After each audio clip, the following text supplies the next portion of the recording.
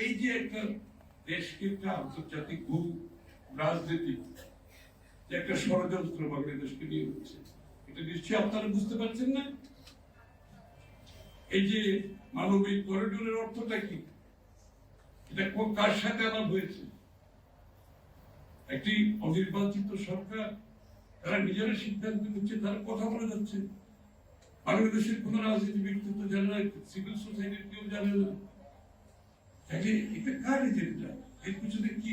বাংলাদেশকে কি আমরা কি আবার একটা গাজায় পরিণত করতে চাই? আরেকটি যুদ্ধক্ষেত্র আমরা বাংলাদেশকে ছেড়ে দিয়ে যেতে চাচ্ছি? কি স্বার্থে, কার স্বার্থে?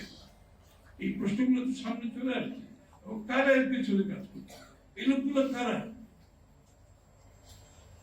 নির্বাচিত সরকার এরকম একটা সিদ্ধান্ত নিতে সমস্ত রাজনীতি দলের সাথে বসে করতে হবে। এবং নির্বাচিত হলেও যদি কালকে নির্বাচিত সরকার হয় বাংলাদেশে, তাদেরকে এই ধরনের সিদ্ধান্তে আসতে হলে বাংলাদেশের সমস্ত রাজনৈতিক দলের সাথে বসে আলাপ আলোচনা করে দিতে হবে।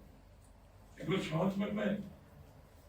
একটার পর একটা সিদ্ধান্ত, এই যে বিনিয়োগের, এই যে একটা মানে মনে হচ্ছে একটা নির্বাচিত সরকার দেশ চালাচ্ছে, আচার আচরণের ভাবভঙ্গি, কথাবার্তা